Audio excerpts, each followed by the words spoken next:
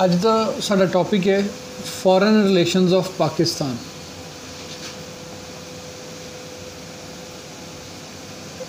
ਅੱਜ ਦੀ ਸਾਡੀ last class ਹੈ ਪਾਕਿस्तान ਦੇ ਫੋਰਨ ਰਿਲੇਸ਼ਨਸ।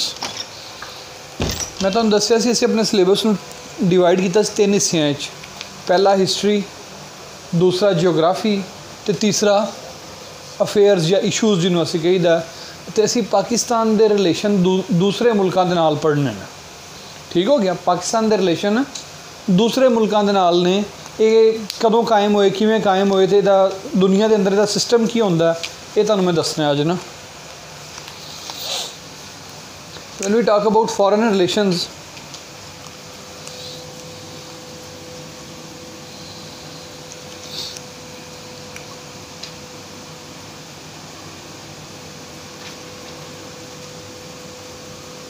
कुछ ममालिक हैं जो ग्रेट ब्रिटेन की कॉलोनीज़ थे। जो ग्रेट ब्रिटेन की कॉलोनीज़ थे ना, उनके दूसरे ममालिक के अंदर हाई कमीशंस होते हैं। उनके दूसरे ममालिक में हाई कमीशंस होते हैं। जो ग्रेट ब्रिटेन की कॉलोनीज़ नहीं थे, x great Britain colonies, rest of countries, इनके दूसरे मुल्कों में सफारत खाने होते हैं। जैसे हमारे मुल्क के अंदर अफ़गानिस्तान का क्या होगा? सफारत खाना। हमारे मुल्क के अंदर ईरान का क्या होगा? सफारत खाना। हमारे मुल्क के अंदर इंडिया का क्या होगा? High commission. बांग्लादेश में क्या होगा? हाई कमीशन होगा। बांग्लादेश जो है वो भी अल्टीमेटली उससे आज़ाद हुआ है। एक्सेप्शन यहाँ पे सिर्फ यूनाइटेड स्टेट्स ऑफ अमेरिका की है कि उसका यहाँ पे क्या होता है? सफारत खाना होता है। सफारत खाने को अंग्रेज़ी में क्या कहते हैं? नो, क्या कहते हैं सफारत खाने को? इसके बाद यहाँ पे सफारत खाना जो होता है, सफारत खार जो होता है, उसे डिप्लोमेट कहते हैं। यानी अमेरिका का यहाँ पे हमारे मुल्क में डिप्लोमेट होगा, ईरान अफ़गानिस्तान का यहाँ पे कोई डिप्लोमेट होगा, और इंडिया का क्या होगा? हाई कमिश्नर होगा।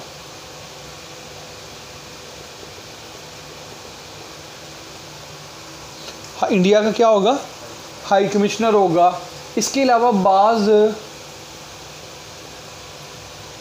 ये जो डिप्लोमेट होता है, इसमें जो सबसे बड़ा डिप्लोमेट होता है ना, इसमें मुख्तलिफ ओहदे होते हैं।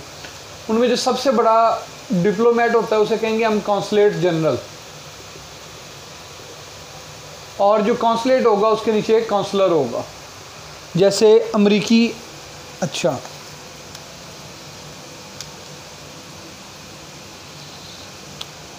एम्बेसी कहते हैं सफारत खाने को। एम्बेसी लफ्ज़ इस्तेमाल होता है सफारत खाने के लिए, ज़हन में नहीं आ रहा था, आ गया। दो मुल्कों के दरमियान जब रिलेशंस कायम होते हैं उनको हम कहते हैं डिप्लोमेटिक रिलेशंस। डिप्लोमेटिक रिलेशंस, दो मुल्कों के दरमियान जो ताल्लुकात होते हैं आम तौर पे इनको डिप्लोमेटिक रिलेशंस कहते हैं। ये MCQ PPSC के पेपरों में आता होता है, जिसके लिए मैं ज़मीना साजी कर रहा हूँ कि आपको ये बात समझ आए। जो डिप्लोमेसी होती है, इसमें अगर हमारे यहाँ पे इंडिया का हाई कमिश्नर होगा तो इंडिया के अंदर भी पाकिस्तान का हाई कमिश्नर होगा। इसे हम कहते हैं कि बेसिकली आपके फ़ॉरेन ऑफिस के उनके फ़ॉरेन ऑफिस के साथ ताल्लुकात हैं। आसान करके इसलिए बता रहा हूँ कि ये हमारी 1 पेपर की क्लास है। अगर ये IR की क्लास होती ना तो मैं इसमें थ्योरेटिकल अप्रोच भी बताता कि कैसे इसमें थ्योरीज अप्लाई करते हैं, लेकिन ये 1 पेपर MCQs की क्लास है तो जनरल सुनना है। ये जो फ़ॉरेन ऑफिस का किसी दूसरे मुल्क के फ़ॉरेन ऑफिस के साथ ताल्लुक़ होता है ना, इसको हम कहते हैं फर्स्ट ट्रैक डिप्लोमेसी। क्या कहते हैं? First track diplomacy. ये डायरेक्ट रिलेशन होता है दो मुल्कों के दरमियान।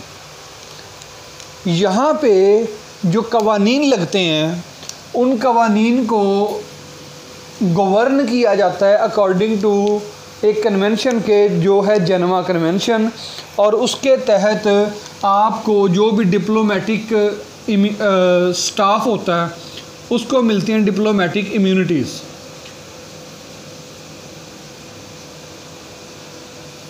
डिप्लोमेटिक इम्यूनिटीज़ का मतलब होता है कि आपका जो स्टाफ है, चाहे वो यहाँ पे ड्राइवरी क्यों नहीं है सफारत खाने के अंदर, उसके ऊपर पाकिस्तान का कानून नाफिज नहीं हो सकता।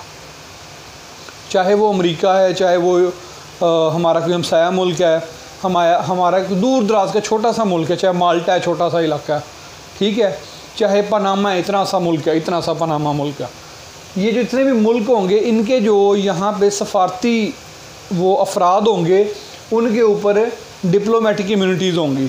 यहाँ तक कि अगर वो किसी को कत्ल कर दें तो भी उनके ऊपर यहाँ का लोकल लॉ नहीं लग सकता। बात समझ आई है? लोकल लॉ नहीं लग सकता।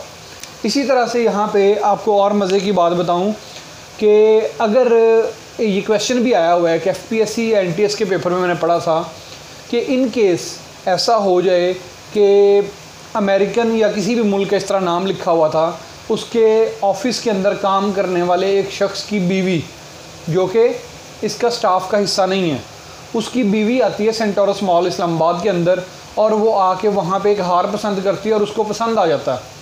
वो हार उठा के अपने बैग में डाल के पैसे दिए बगैर चल पड़ती है, तो उसको पाकिस्तानी इदारे जो हैं, पुलिस जो है वो उसको पकड़ के हाथ नहीं लगा सकती, उससे छीन नहीं सकती।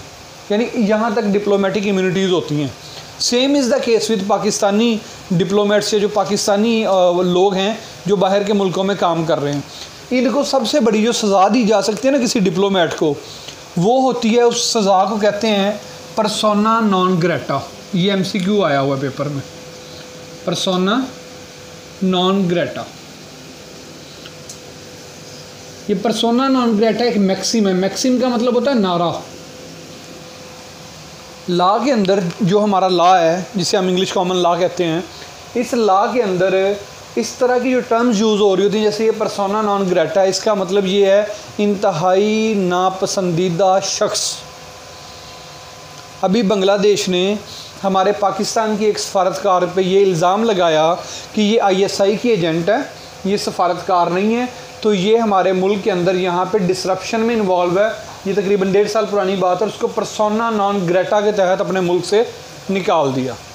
अभी रिसेंटली चाइना की एक एम्बेसी है, उसके ऊपर इस तरह से हुआ है अमेरिका के अंदर कि चाइना की पूरी एम्बेसी, चाइना का पूरा स्टाफ था, उसको निकाल दिया ट्रंप एडमिनिस्ट्रेशन ने। किसके तहत? पर्सोना नॉन ग्रेटा के तहत। पर्सोना नॉन ग्रेटा, ये आपने टर्म याद रखनी है। इसका मतलब है इंतहाई नापसंदीदा तरीन शख्सियत। तो इन डिप्लोमेट्स को सज़ा क्या मिल सकती है? ज़्यादा से ज़्यादा कि आप अपने मुल्क से निकाल सकते हो, इससे ज़्यादा कुछ नहीं कर सकता है।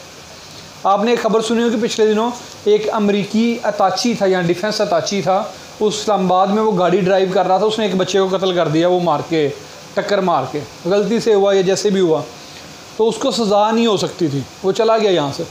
सज़ा क्यों नहीं हो सकती थी? क्योंकि वो उसको क्या हासिल है? Diplomatic immunities.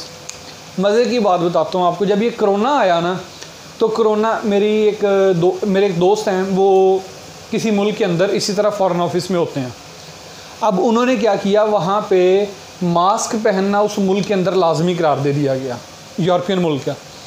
तो मेरी उनसे बात हो रही थी, मैंने कहा तो तुम्हें क्या टेंशन है मास्क पहनने की? तब हमें भी आइडिया नहीं था कि कोरोना जो है वो इतना ख़तरनाक है। तो मैंने उसे कहा तुम्हें क्या ज़रूरत है मास्क पहनने की, तुम्हारे ऊपर तो वहाँ का लोकल लॉ एप्लीकेबल ही नहीं है। उसने कहा नहीं, बाकायदा हमारा जो कौंसलेट जनरल है उसने ये हुक्मनामा जारी किया है कि ये जो पेंडेमिक से मुतल्लिका अहकामात होंगे लोकल अथॉरिटीज़ के, वो आप भी मानेंगे। यानी जो वहाँ की गवर्नमेंट ने अहकामात जारी किए वो इनके लिए ज़रूरी नहीं था कि उनको माने, इनके लिए क्या था, बस वो जो कौंसलेट का हुक्म है वो मानना था। यानी इनको डिप्लोमेटिक इम्यूनिटीज़ यहाँ तक हासिल होती हैं। तो उन्होंने गुडविल के तौर पे कौंसलर जनरल ने क्या कर दिया, कौंसलर जनरल ने वो कर दिया। तो ये हमारे पास, इसे कहते हैं फर्स्ट ट्रैक ऑफ डिप्लोमेसी। एक होता है जो रिटायर्ड वर्सेस रिटायर्ड लोगों की ताल्लुकात होते हैं। मसलन मैं इंडिया के अंदर फ़ॉरेन ऑफिस में पोस्टेड हूँ, वहाँ पे मेरी दोस्ती हो जाती है इंडियन फ़ॉरेन ऑफिस के किसी बंदे के साथ, हम दोनों आपस में मिलके कहते हैं पाकिस्तान और इंडिया के दरमियान अमन होना चाहिए, तो हम आपस में मिलके कोई एक कोशिशें स्टार्ट कर देते हैं। तो जो रिटायर्ड ऑफिसर्स के दरमियान, रिटायर्ड लोगों के दरमियान, रिटायर्ड आर्मी पर्सनल्स के दरमियान, रिटायर्ड सरकारी ऑफिसरों के दरमियान जो आपस में ताल्लुकात होंगे, इनको हम कहते हैं सेकंड ट्रैक डिप्लोमेसी। ठीक है जी। ये सवाल इंटरव्यू में आमतौर पे आता होता है कि इंडिया के साथ ताल्लुकात कैसे ठीक हो सकते हैं, तो यू कैन आंसर देयर कि sir by applying the phenomenon of multi track diplomacy, यानी कि आप डायरेक्ट ऑफिशियल टू ऑफिशियल भी मिलें, रिटायर्ड टू रिटायर्ड भी मिलें, और उसके बाद तीसरा होता है पब्लिक टू पब्लिक। ये जो हमने यहाँ पे करतारपुर कॉरिडोर बनाया ना, this is an example of third track diplomacy. ठीक है जी, ये हमारी थर्ड ट्रैक डिप्लोमेसी की एग्जांपल है। बात समझ आ गई सबको? ये है हमारे यहाँ फॉरेन रिलेशंस। फॉरेन रिलेशंस जो कायम होते हैं ये रेसिप्रोसिटी की बुनियाद पे कायम होते हैं, यानी अगर एक मुल्क दूसरे मुल्क को रिकग्नाइज़ करता है। अच्छा, रिकग्निशन का क्या असूल है? यहाँ पे भी दो चीज़ें, दो लफ्ज़ सुन लीजिएगा, दो टर्म्स हैं, ये MCQs में आती होती हैं पेपर में। रिकग्निशन क्या है? पाकिस्तान जो है और जो इंडिया है, इन दोनों मुल्कों ने आपस में एक दूसरे को रिकग्नाइज़ किया कि जी ये दो अलग अलग मुल्क हैं। लेकिन जब बांग्लादेश बना था तो पाकिस्तान ने उसे रिकग्नाइज़ किया था शुरू में? 1974 तक नहीं किया था। 1974 तक पाकिस्तान ने बांग्लादेश को रिकग्नाइज़ नहीं किया था, ऐसा ही है ना? जब 1993 के अंदर अफ़गानिस्तान में तालिबान की हुकूमत आई, पूरी दुनिया में तालिबान को, अफ़गान तालिबान को गवर्नमेंट के तौर पे कबूल नहीं किया था, ऐसा ही है? पूरी दुनिया ने, सिवाय पाकिस्तान के, कतर के और सऊदी अरेबिया के, किसी मुल्क ने तालिबान को एज ए गवर्नमेंट कबूल नहीं किया था। जो पाकिस्तान ने कबूल किया था ना, वो पाकिस्तान ने कबूल किया था डी फैक्टो। डी फैक्टो ये एक टर्म है, MCQs में आती होती है। डी फैक्टो का मतलब होता है as a matter of fact.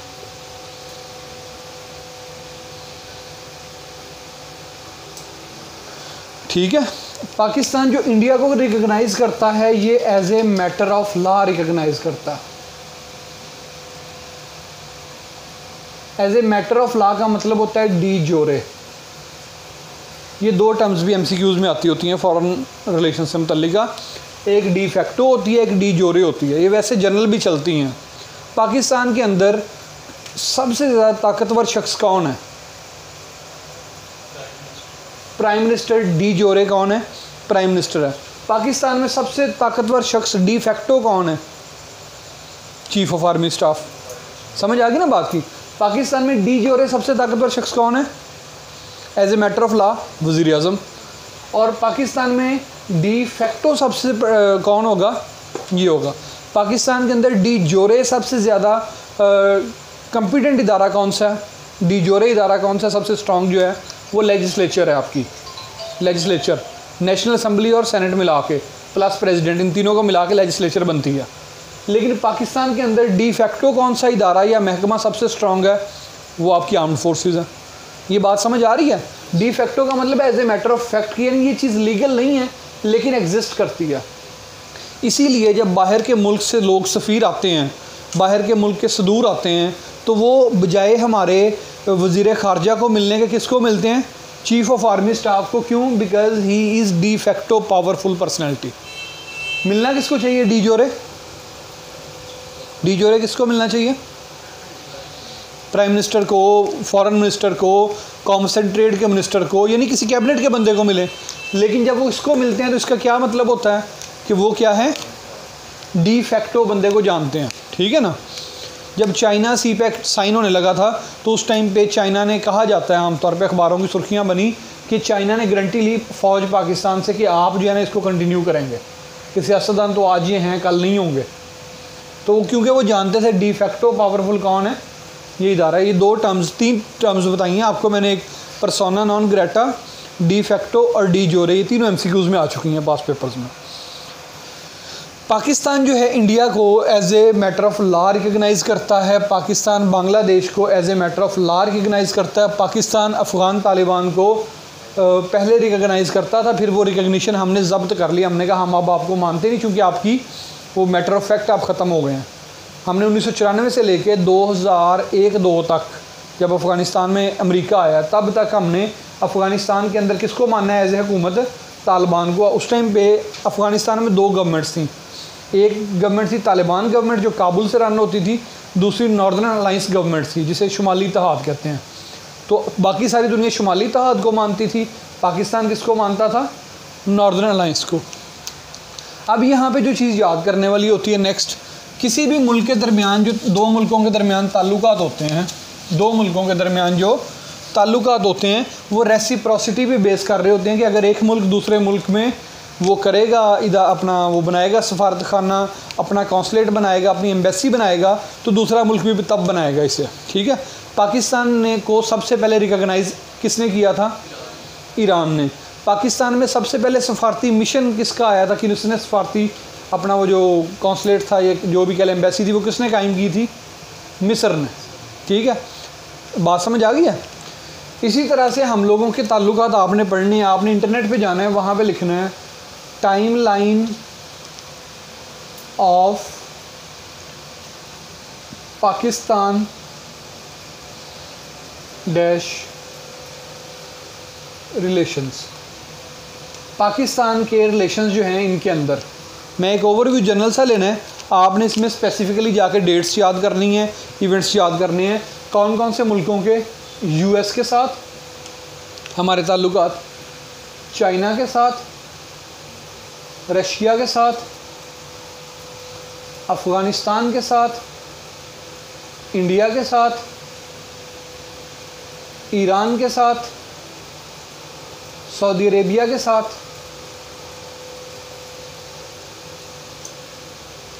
इन मुल्कों के साथ हमारे जो ताल्लुकात हैं और यूरोपियन यूनियन के साथ, ईयू के साथ। ये इनकी टाइमलाइन आपने याद करनी है। ये टाइमलाइन आप सर्च करेंगे आपको गूगल पे इजीली मिल जाएगी। हर एक कंट्री की अलग अलग तैयार करनी है।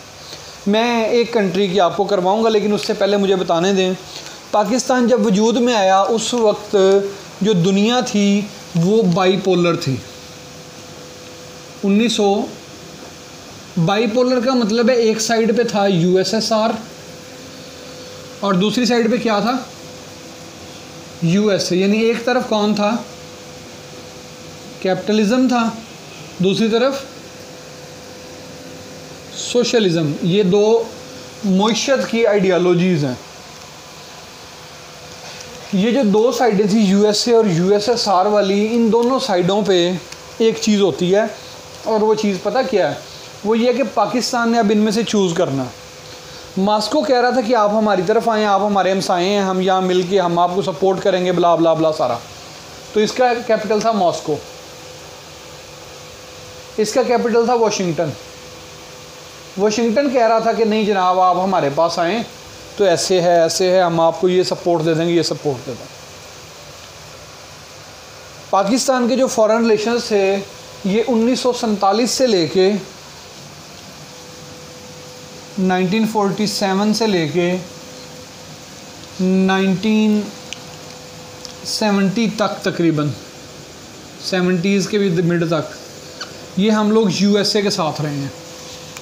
47 से लेके तकरीबन 70 तक हम लोग यूएसए के साथ रहे हैं।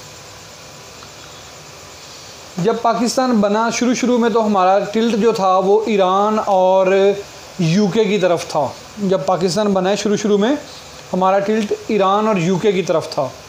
उसके बाद जब अयूब खान आया, अयूब खान मुकम्मल तौर पे टिल्ट कर गया किस साइड पे? यूएसए की तरफ।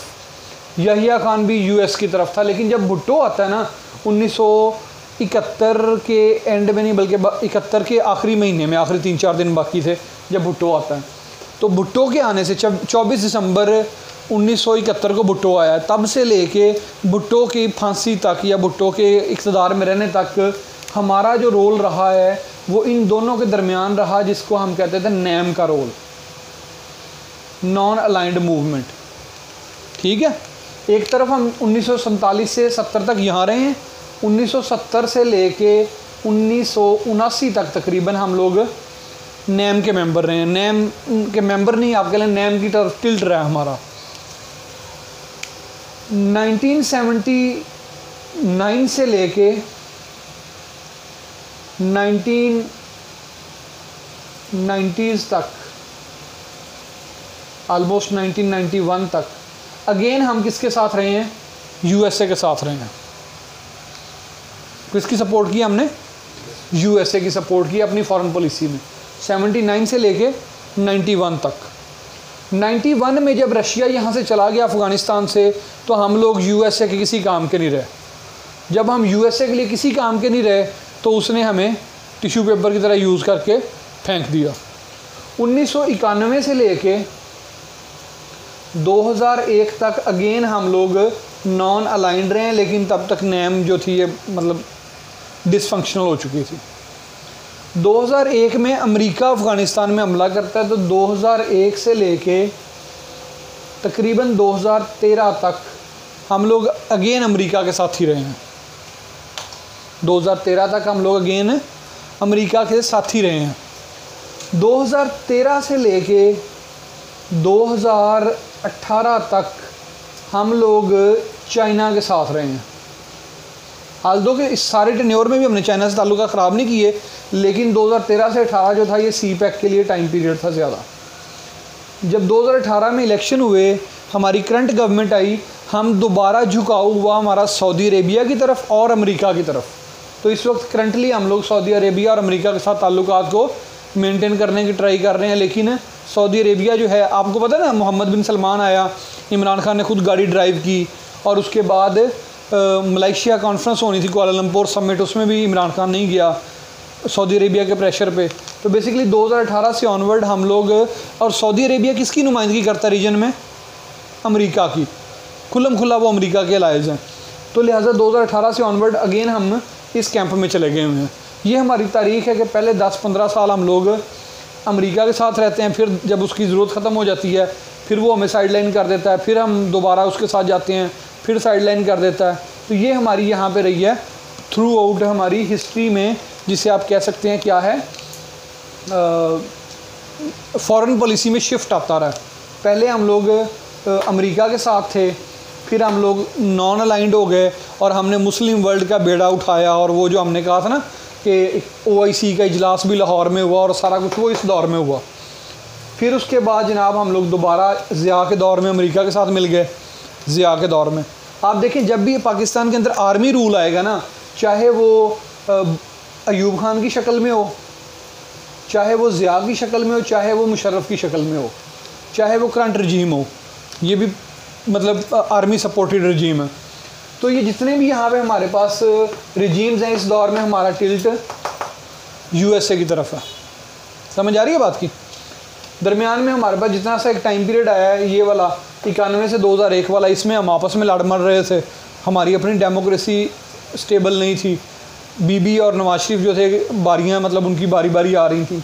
तो ये वाला पीरियड, इसी तरह से 2013 से जो 2008 से 13 वाला पीरियड है, इसके अंदर भी अमेरिका से हम लोग साइड पे हट रहे थे। तो फ्रेंड्स ऑफ पाकिस्तान बनाए जरदारी ने, फ्रेंड्स ऑफ पाकिस्तान के नाम से तंजीम बनाई, और जरदारी जो था उसने कंटिन्यू करने की कोशिश की, but still we were in American camp 2013 तक। 13 से 18 सी पैक बना और ये सारा कुछ, अब सी पैक अथॉरिटी भी बन गई है। अब हम किसी हद तक बैलेंस कर रहे हैं किसको, चाइना को और USA को। बट बिलीव मी, हम लोग प्रैक्टिकली इस टाइम पे USA के ब्लॉक में हैं, ठीक है ना। ये हमारी हिस्ट्री थी माइनर से, एक ओवरव्यू। पाकिस्तान जो था, इसके जो फॉरेन रिलेशंस हैं, जब आप अमेरिका के साथ पढ़ेंगे तो आपको सीटो, सेंटो, ये इस तरह के लफ्ज़ सुनने को मिलेंगे, वो आहिस्ते आहिस्ते आपको समझ में आएंगे। ये आपके पाकिस्तान के रिलेशंस थे, किसके साथ हैं? ओवरऑल एक ओवरव्यू था उनका।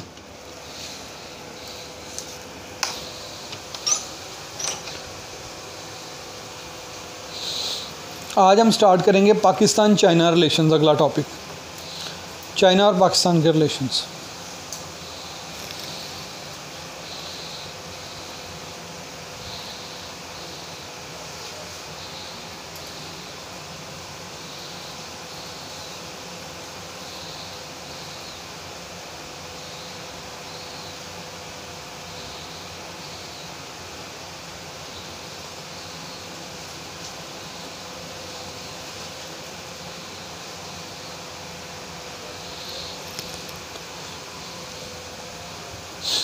ये मैं चाइना के साथ रिलेशन आपको करवाऊंगा, यूएसए के साथ, अफ़गानिस्तान के साथ, ईरान के साथ, सऊदी अरेबिया के साथ, इंडिया के साथ, आप लोगों ने ईयू के साथ, यूरोपियन यूनियन के साथ, ये आपने ख़ुद तैयार करने हैं। चाइना वाले मैं करवाने लगा हूँ।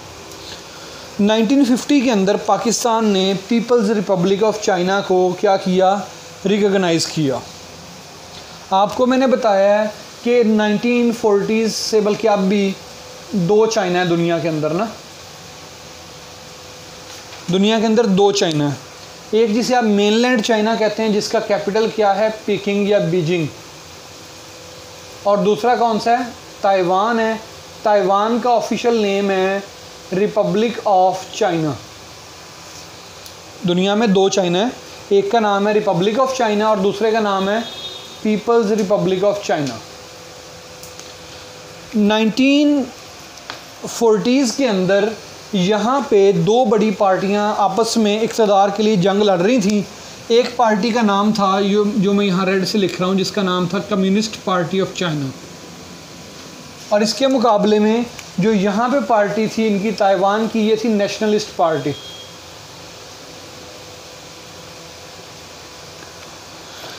पूरी दुनिया जो थी सिवाय कम्युनिस्ट मुल्कों के, वो इस चाइना को लेजिटिमेट चाइना मानते थे, डी जोरे चाइना इसको मानते थे। ये क्या है, as a matter of law ये असल चाइना और इसकी हुकूमत है। और यहाँ पे घुसपैठिए आ गए, यहाँ पे दीगर लोग आ गए। ये मौक़िफ़ किसका था, अमेरिका, बरतानिया और उनके हवारियों का।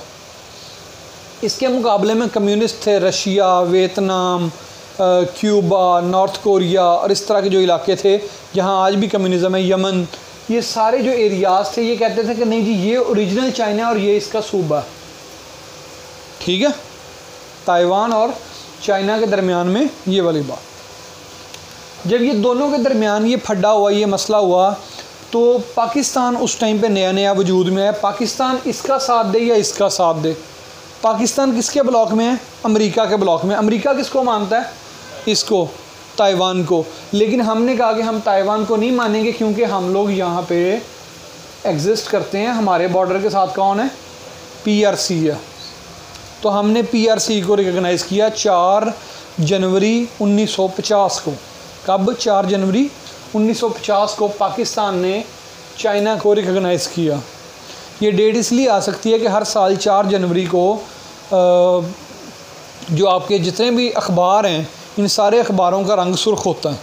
बड़े बड़े इन लोगों ने उसके साथ वो लगाए हुए होते हैं इदारिये, और वो जगह जगह लिखा होता है। आपका पूरा लाहौर भी सुर्ख होता है चाइना के झंडों से 4 जनवरी वाले दिन। ठीक है, –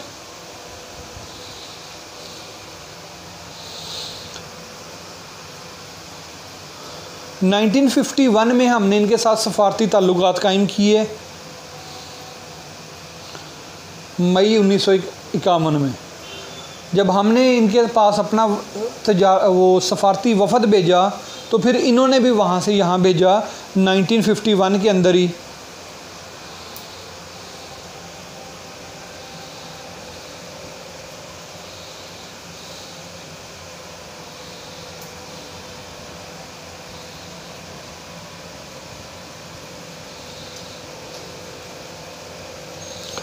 1963 के अंदर पाकिस्तान और चाइना ने पहला बाकायदा ट्रेड एग्रीमेंट साइन किया। पहला बाकायदा ट्रेड एग्रीमेंट कब साइन होता है, 1963 के अंदर। 1962 के अंदर आपको पता है इंडिया और चाइना की जंग हुई थी जिसका नाम था साइनो इंडिया वॉर। उसके बाद चाइना का और इंडिया का आपस में जो फड्डा था वो खुल के सामने आ गया।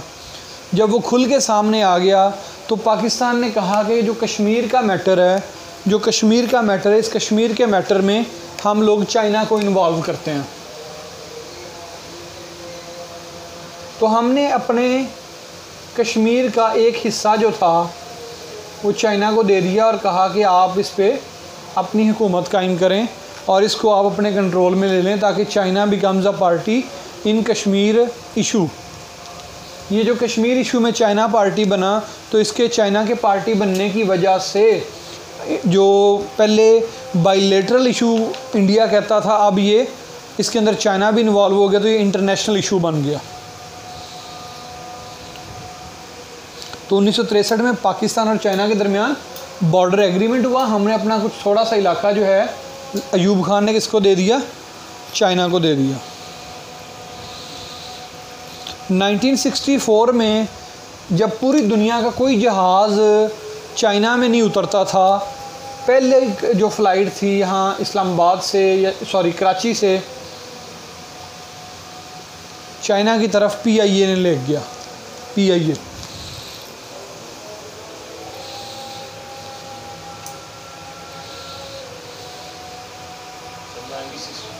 64 में PIA started operation in China.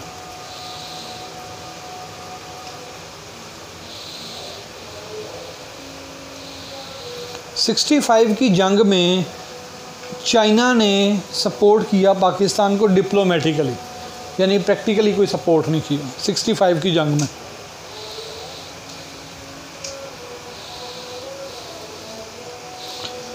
उन्नीस सौ 71 की जो हमारी जंग थी,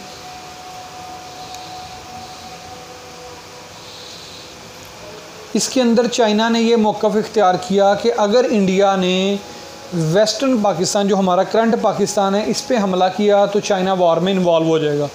so this was the time कि बंगाल में ईस्ट पाकिस्तान में तो चाइना इन्वॉल्व हुआ, लेकिन यहाँ पे इंडिया ने हमला किया, लेकिन यहाँ पे हमला नहीं किया 1971 की जंग में।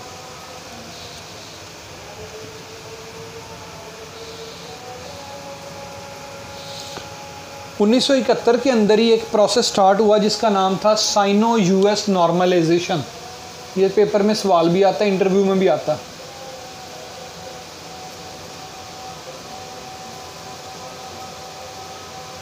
Cyano US normalisation. आपको मैंने बताया कि अमेरिका किसको रिकॉग्नाइज करता था, रिपब्लिक ऑफ चाइना को, लेकिन यहाँ पे जो PRC है ये एक पावर के तौर पे उभर रहा था। इनकी बहुत बड़ी आबादी भी थी, रिसोर्सेज भी थे, और ये लोग जो थे इन्होंने अपने आप को सस्टेन भी किया हुआ था। अब अमेरिका का जो नेशनल सिक्योरिटी एडवाइज़र था हेनरी किसिंजर, कल मैंने US के जो पर्सनैलिटीज़ बताई थी ऑनलाइन क्लास में, तो उसमें मैंने हेनरी किसिंजर का नाम लिया था। ये उस टाइम पे अमेरिका का नेशनल सिक्योरिटी एडवाइज़र था। ये अमेरिका से चला और वहाँ से आया पाकिस्तान, और पाकिस्तान के वफद इसे लेके गया और जाके चाइना के साथ सुलह करवाई इनकी। इस चाइना के साथ जो अमेरिका की सुलह थी इसे हम कहते हैं साइनो US नॉर्मलाइजेशन। ठीक है जी। ये किसने करवाई, पाकिस्तान ने। 1971 के अंदर ये काम स्टार्ट हुआ। हेनरी किसिंजर ने एक बुक भी लिखी है, बुक का नाम ही है ऑन चाइना। बुक का नाम है on China, written by Henry Kissinger. Henry Kissinger ने डिप्लोमेसी पे बुक लिखी है, उस बुक का नाम भी डिप्लोमेसी है।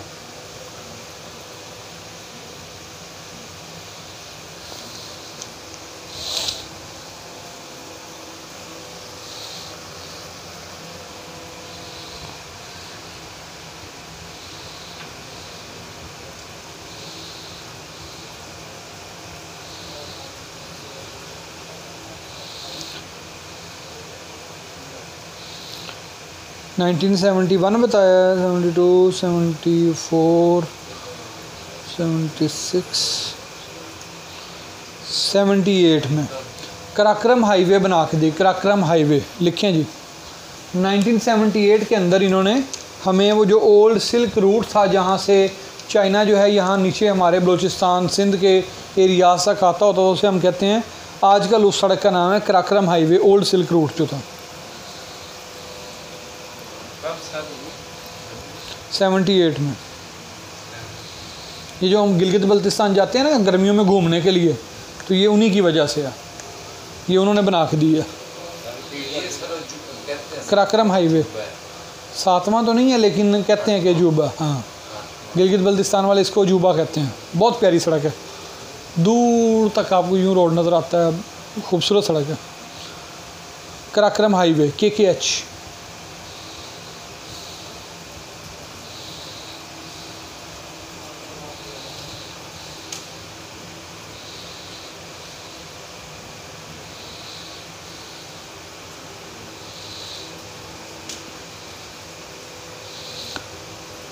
नाइनटीन 1999 के अंदर चश्मा न्यूक्लियर पावर प्लांट इस्टेब्लिश किया चाइना ने पाकिस्तान में। चश्मा न्यूक्लियर पावर प्लांट।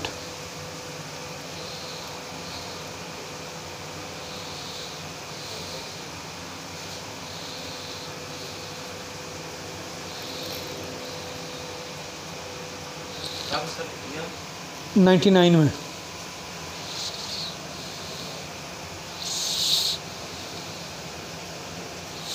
अल खालिद टैंक बनाया हम लोगों ने चाइना के साथ मिलके 2001 के अंदर। अल खालिद टैंक 2001 के अंदर हमने बनाया। -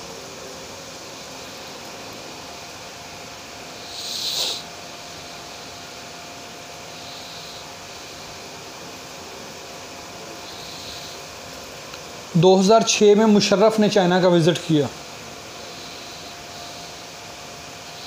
और 2006 में ही चाइनीज़ प्रेसिडेंट उस टाइम पे थे हो जिन ताओ, वो पाकिस्तान आए। -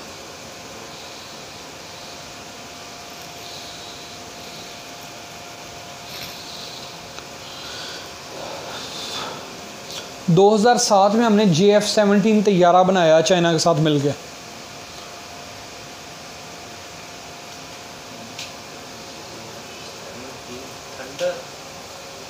JF थंडर। -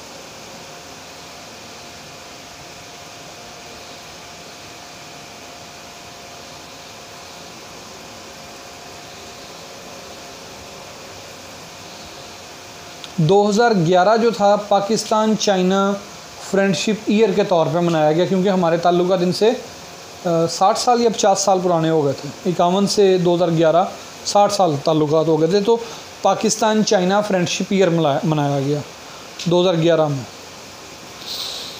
उन दिनों में ये शायद उसके 2-3 साल बाद एक चाइनीज़ सफारतकार ने कहा था Pakistan is the Israel of China, कि पाकिस्तान चाइना का इसराइल है। अमेरिकी सफारतकारों ने ना चाइनीज़ से कहा कि आप पाकिस्तान की इतनी सपोर्ट क्यों करते हैं, तो आगे से चाइना ने जवाब दिया कि Pakistan is the Israel of China, के जैसे अमेरिका इसराइल को सपोर्ट करता है हम इसको सपोर्ट करेंगे। समझ आ गई बात की? तो इन्होंने इज़राइल ऑफ चाइना, ये मैंने कुछ दिन पहले स्टेटस भी शेयर किया था, आपको मालूम हो शायद फेसबुक पर। -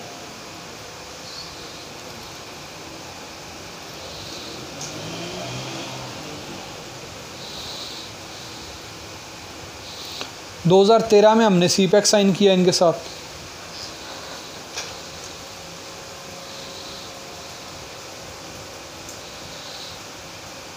अब CPEC को आपने डिटेल पढ़ना है इसमें।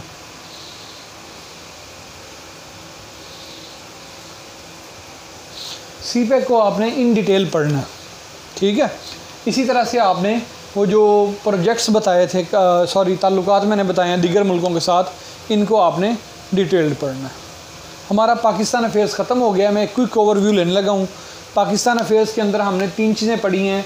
नंबर 1 हिस्ट्री, नंबर 2 जियोग्राफ़ी और नंबर 3 अफेयर्स। जियोग्राफ़ी में हमने 2 चीज़ें पढ़ी हैं, एक हमने पढ़ी है पॉलिटिकल जियोग्राफ़ी और दूसरी फ़िज़िकल जियोग्राफ़ी। पॉलिटिकल जियोग्राफ़ी के 2 छोटे से टॉपिक रहते हैं, वो भी आपको करवा दूँ। पॉलिटिकल जियोग्राफ़ी में एक चीज़ आएगी आपके, जिसे आप कहते हैं NFC अवार्ड। ये अक्सर सवाल पेपर में आ रहा होता है। NFC stands for national finance commission. कल मैंने आपको बताया था कि पाकिस्तान जो है ये कोई यूनिटरी स्टेट नहीं है। दिस इज़ द फेडरेशन जिसके अंदर जो फेडरेटिंग यूनिट्स हैं, उन फेडरेटिंग यूनिट्स ने आपस में अपनी मर्ज़ी से उन फेडरेटिंग यूनिट्स ने मिल के तो एक रियासत तश्कील दी है, जिस रियासत को हम पाकिस्तान के नाम से जानते हैं। सिंध असम्बली ने करारदाद पास की पाकिस्तान में शामिल होने की। KP के अंदर रेफरेंडम हुआ, बलूचिस्तान के अंदर बलोच जरगा हुआ, पंजाब असम्बली के अंदर वोटिंग हुई। जो इसके साथ छोटी छोटी रियासतें थीं वो सारियों ने एनेक्सेशन का ऐलान किया। लिहाजा ये कि पाकिस्तान एक फ़ेडरेशन है। जब पाकिस्तान एक फ़ेडरेशन है तो फेडरेशन के दरमियान जो डिवीज़न ऑफ रिसोर्सेज है, इसका कोई फार्मूला होना चाहिए। यानी ये तो नहीं है कि सारे पैसे पंजाब खा जाए या सिंध खा जाए या बलूचिस्तान खा जाए, इसके दरमियान एक फार्मूला होना चाहिए। तो जो फार्मूला है डिवीज़न ऑफ रिसोर्सेज का, इसे हम कहते हैं नेशनल फाइनेंस कमीशन। ये जो नेशनल फाइनेंस कमीशन है ये 1973 के आइन के तहत बनाया जाता है और आइनी तौर पे प्रेसिडेंट की जिम्मेदारी है कि हर 5 साल के बाद इसको रिव्यू करे। इस फाइनेंस कमीशन के अंदर प्रेसिडेंट जो होता है उसके कुछ टेक्नोक्रेट्स होते हैं। टेक्नोक्रेट से मुराद इकोनॉमिस्ट। आपका वफाकी वज़ीर ख़जाना होता है और सूबाई वज़राए ख़जाना होते हैं। सूबाई वज़रा ख़जाना और टेक्नोक्रेट्स, ये सारे लोग आपस में मिलके बैठते हैं और आपस में मिलके डिवीज़न ऑफ रिसोर्सेज का तरीक़ाकार तय करते हैं। वो जो तरीक़ाकार होता है उसे नेशनल फाइनेंस कमीशन अवार्ड का नाम दिया जाता है। पाकिस्तान में इस टाइम पे 7वां नेशनल फाइनेंस कमीशन अवार्ड चल रहा है। 18वीं तरमीम के अंदर हमने ये तय कर दिया कि आज के बाद जो सब्जेक्ट्स हैं, जो डिपार्टमेंट्स हैं, वो ज़्यादा सूबों के पास होंगे। ये 18वीं तरमीम में हमने तय किया ना, ये जो सूबों के पास होंगे तो सूबों के पास होने के लिए ज़रूरी है कि हम क्या करेंगे, हम सूबों को पैसे भी ज़्यादा देंगे। तो पहले होता था कि 58% मिलता था वफाक को और 42% किसको मिलता था, सूबों को। लेकिन फिर ये चेंज हो गया और 42% वफाक को मिलने लग गया और 58% सूबों को। यानी अगर पाकिस्तान के पास 100 रुपये हैं तो उसमें से 42 रुपये रखेगा वफाक और 58 रुपये इन 4 सूबों में बांट देगा। ये जो वफाक है, इस वफाक से क्या मुराद है, इस वफाक से मुराद है नंबर एक पे जो चीज़ आती है वो आपकी वजारतें, यानी इनको जो चलाना है इसके लिए पैसे चाहिए, वो वजारतें हैं वफाकी। नंबर 2 जो आपकी ICT है, इस्लामाबाद कैपिटल टेरिटरी, इसको भी रन करना है, उसके लिए भी पैसे चाहिए। नंबर 3 पे आपके पास आता है आज़ाद कश्मीर और ये क्या है, GB। तीसरी चीज़ क्या आती है इसमें, आज़ाद कश्मीर, GB और पहले आता होता था फाटा, अब वो मर्ज हो गया, लेकिन फिर भी अभी भी हम फाटा को मेन स्ट्रीमिंग के नाम पे अभी भी फेडरल गवर्नमेंट पैसे दे रही है। तो वफाक के पैसे जो हैं वो इन चीज़ों में डिवाइड होते हैं। वजारतें कौन कौन सी हैं हमारी, वजारत ख़ारजा, वजारत दफ़ा, वजारत दाखिला, जितनी भी वफाकी वजारतें हैं उन सब के अंदर पैसे जाने हैं, ठीक है ना। सुप्रीम कोर्ट जो है उसके भी पैसे कहाँ से मिलने हैं, वफाक के फ़ंड से। आपकी जो ये है लेजिस्लेचर है, इसके भी पैसे कहाँ से मिलने हैं, जो रन होनी है सारी वफाक के पैसों से। जो सदर का घर है वो भी वफाक के पैसों से चलना है। जो वज़ीर-ए-आज़म सेक्रेटेरिएट है वो भी वफाक के पैसों से चलना है। और जो गवर्नर्स हैं आम तौर पे मेरा ख्याल है, आई एम नॉट श्योर, शायद इनका भी वफाक के पैसे देते होंगे क्योंकि वफाक का नुमाइंदा होता है। शायद सूबे खुद देते हों, उसको होस्ट करते हों, तो आई एम नॉट श्योर। तो वफाक के ये है, ठीक है जी। इसी तरह से जो सूबे हैं, इन सूबों के दरमियान जो डिवीज़न होती है वो कैसे होती है, सूबों के दरमियान होती है, जो सूबों का शेयर मिल गया ना, 58 रुपये मिल गए, इस 58 रुपये में से सीधे 29 रुपये किसको मिल जाएंगे, पंजाब को 50%, 51 पॉइंट समथिंग, ठीक है। आबादी ज़्यादा है और हम लोग रेवेन्यू भी ज़्यादा जनरेट करते हैं। इसके बाद फिर कुछ पैसे मिल जाएंगे सिंध को, बलूचिस्तान को और KP को। चारों सूबों का हिस्सा आपस में इस तरह से डिवाइड हो जाएगा। सबसे कम किसको मिलते हैं, बलूचिस्तान को, उसके बाद KP को, KP के बाद सिंध को और सिंध के बाद पंजाब को। सबसे ज़्यादा पंजाब को मिलते हैं। ये बात समझ आ गई NFC अवार्ड की। इसकी आपने पॉइंट्स याद करने के, पंजाब को कितने % मिलता है, सिंध को कितना मिलता है, बलूचिस्तान को कितना मिलता है, KP को कितना मिलता है, वफाक को कितना मिलता है। ये मैंने राउंडेड फिगर्स लिखी हैं राउंड ऑफ करके, तो आपने इसकी एग्जैक्ट देखनी है, ठीक है ना। जब बजट ऑफ पाकिस्तान सर्च करेंगे तो उसमें आपको आइडिया होगा मज़ीद इसमें।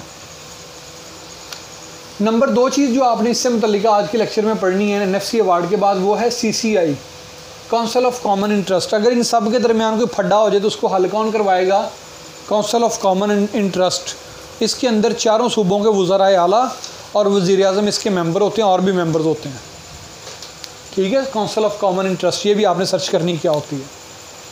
इसके बाद आपने एक चीज़ पढ़नी है इंटरनेट से डाउनलोड करके, उसका नाम है इकोनॉमिक सर्वे ऑफ पाकिस्तान। ये जो पेपर में आता है ना कि कौन सी इंडस्ट्री जो है वो कितने % पाकिस्तान की इकोनॉमी में शेयर डालती है, जैसे एग्रीकल्चर का शेयर कितना है,